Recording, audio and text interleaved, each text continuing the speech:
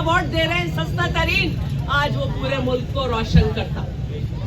आप कहते हैं कि हमने मुल्क को रोशनी दी। नहीं भाई, इतनी याददाश्त खराब नहीं है पीपल्स पार्टी वालों की। मैं तो जवाब दूंगी ना, और मैं तो अवाम में जवाब दूंगी। अवाम में जवाब दो। जब मोहतरमा की शहादत के बाद हमने इख्तिदार संभाला है, तो आपको याद होगा कि मुल्क में कितनी दहशतगर्दी थी। पाकिस्तान पे दहशतगर्द मुल्क का लेवल लगा हुआ था। ये आसिफ अली जरदारी थे जिन्होंने फ्रेंड्स ऑफ पाकिस्तान मुमालिक जो हैं उनसे बात की, उनको अपना फ्रेंड्स बनाया, दोस्त मुमालिक बनाया। चीन के 80 दौरे किए और फिर पावर प्रोजेक्ट्स लगाए।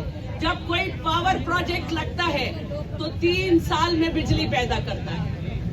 2 साल तक आसिफ जरदारी साहब ने पाकिस्तान के माथे पे से दहशतगर्द का लेवल हटाया। आप उस वक्त कहते थे कि हमारे और तुम्हारे ख्यालात मिलते, दूसरे सूबों में धमाके करो। उस वक्त आसिफ अली जरदारी लोगों को ये बता रहा था कि हम दहशतगर्द नहीं हैं। और फिर जब 2 साल के बाद प्रोजेक्ट लगे पावर प्रोडक्शन के, बिजली पैदा करने वाले, और 3 साल बाद उन्हें बिजली देनी थी, तो आपने मजमा लगाया और पंखा झलने लगे। कोई एक पावर प्रोजेक्ट का नाम बताएं जो आपने लगाया है। ये हमारे पावर प्रोजेक्ट्स हैं जो हमने लगाए हैं। हम ये बता देना चाहते हैं आपको कि अगर आप ये समझते थे कि पहले मोटरवे बनना है, तो फिर आपको ये पता होना चाहिए कि मोटरवे फेडरल गवर्नमेंट बनाती है। आप कहते हैं कि सख्खर सिक्के बात नजर आता है, तो भाई आपने क्यों नहीं लगाया फेडरल का पैसा, सारा पंजाब पे लगा दिया।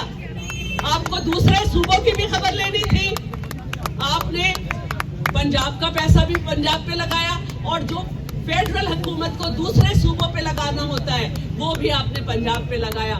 लगाते, लेकिन जरा इन गलियों में भी आ जाते, टाउनशिप में, ग्रीन टाउन में, कच्चा जेल में, चुंगी में, वहां पे भी काम करते। अपने ही रोड रास्ते बना लिए बड़े बड़े।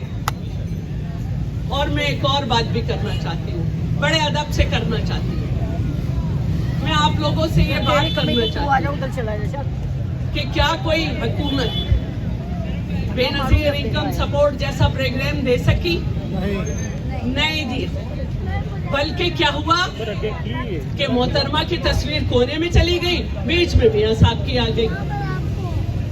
इस इनकम सपोर्ट प्रोग्राम के साथ कुछ इसके कंपोनेंट्स थे, वसीला हक, वसीला सेहत, वसीला रोजगार, वसीला तालीम, इनको बंद किया गया।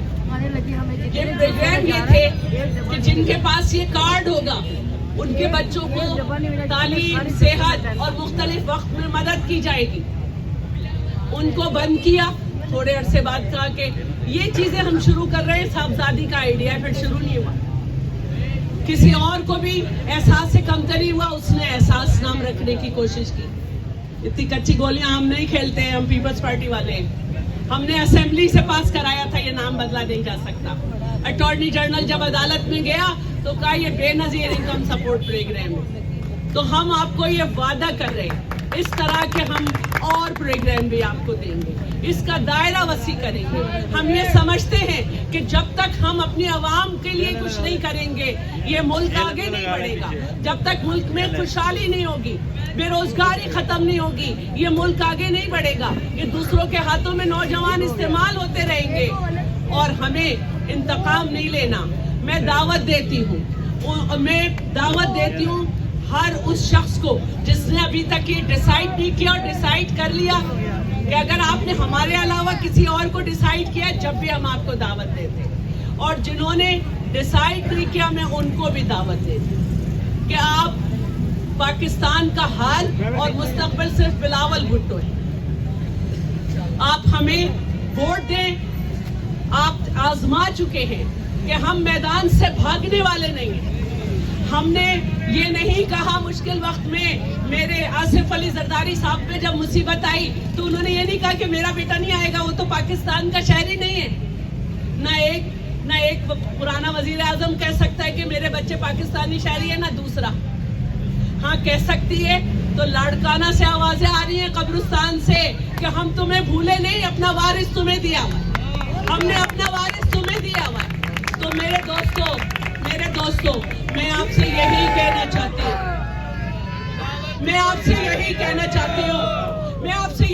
چاہتی ہوں کہ بہادروں کی اولاد بہادر ہوتی ہے، غیوروں کی اولاد غیور ہوتی ہے، دلیروں کی اولاد دلیر ہوتی ہے، وطن پرستوں کی اولاد وطن پرست ہوتی ہے، اور بھگوڑوں کی اولاد بھگوڑی ہوتی ہے۔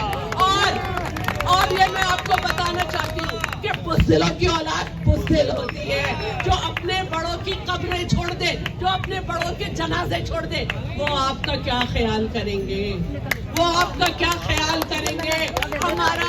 ہمارا سندھ بھی آباد رہے، پاکستان بھی آباد رہے، ہمارے لاڑکانہ کا قبرستان بھی آباد ہے، کیونکہ ہم قطار میں کھڑے ہیں، اپنی عوام کے لیے قطار میں کھڑے ہیں کہ آؤ ہمارا سر کاٹو، لیکن ہمارے عوام کے حالات اور مقدر بدل دو۔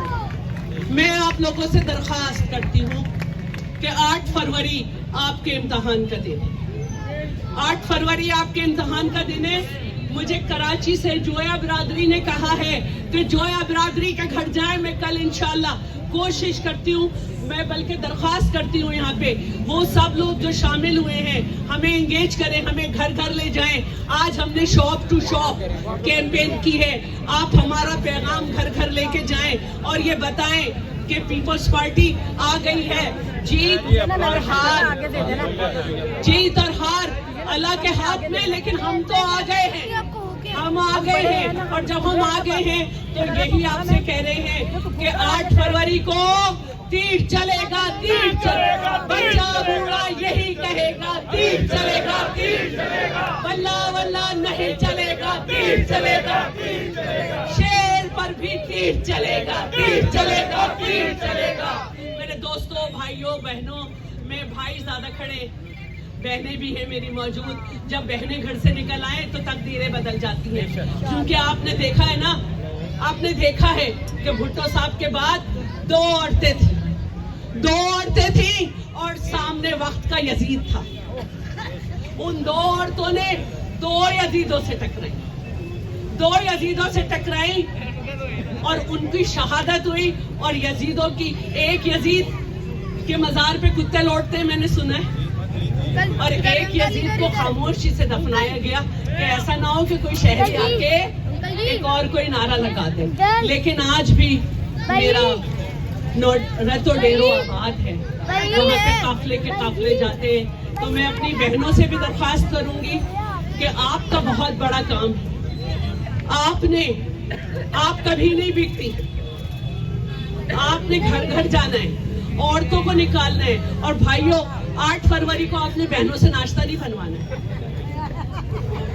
کبھی آپ ان سے گھر کے کام شروع کرا دیں، ایک دن آپ نے ان کو صبح نکالنا ہے، اور پہلے یہ ووٹ دیں گی، پھر میرے نوجوان بزرگوں کو لے جائیں گے، اور پھر اس کے بعد ووٹ خود دیں گے، پھر جگہ نہیں چھوڑنی ہے، یہ نہ ہو کہ کوئی ووٹ لے کے ہی بھاگ جائے، ٹھیک ہے نا، جگہ نہیں چھوڑنی ہے۔ اور یہ آپ کے منظر عباس کھوکر ہے، یہ میں آپ سے کہہ رہی ہوں کہ آپ کے درمیان رہے گا، آپ کا جانا پہچانا بھائی ہے، بیٹا ہے، آپ نے اس کو یاد رکھنا ہے، بلاول بھٹو کی تصویر کو یاد رکھنا ہے، اور تیر پہ مہر لگانی ہے۔ ہمارے سندھ میں تو کہا جاتا ہے ٹھپے پہ ٹھپا، تیر پہ ٹھپا، آپ لوگ کہتے ہو تیر پہ مہر ٹھکا ٹھک، تو بھائی میں یہی چاہتی ہوں کہ چاہے آپ ٹھپے پہ ٹھپا لگاؤ یا ٹھکا ٹھک لگاؤ، لیکن پلیز کسی کی باتوں میں نہیں آنا۔ اور یہ میں آپ کو بتانا چاہ رہی ہوں کہ ہم نے تو ظلم سہ لیا، میں نے بھی جیل کاٹی، میں نے بھی CIA سینٹر کاٹا سن 90 میں، لیکن یہ میرا وعدہ ہے کہ ہمارے دور میں جب بی بی صاحبہ کے بعد حکومت آئی تو کوئی سیاسی قیدی نہیں تھا۔ نون لیگ کا ایک بندہ جو بعد میں دوسری پارٹی میں گیا، ہمارے حج منسٹر کے خلاف گیا تھا حامد سعید کاظمی کے پاس، آپ کو پتا ہے کس کی عدالتیں تھی؟ افتخار چودھری، 4 سال وہ جیل میں رہا ہماری حکومت، اور کوئی جیل میں نہیں رہا، لیکن جب ہماری حکومت چلی گئی وہ بری ہوئے۔ تو وہ سارے لوگ جو بے گناہ ہیں، ہم کسی سے انتقام نہیں لیں گے، یہ پہنچا دیں کہ بلاول بھٹو پہلا جو اعلان کریں گے بحیثیت وزیر اعظم، وہ بے گناہ سیاسی قیدیوں کو رہا کیا جائے گا۔ بہت شکریہ۔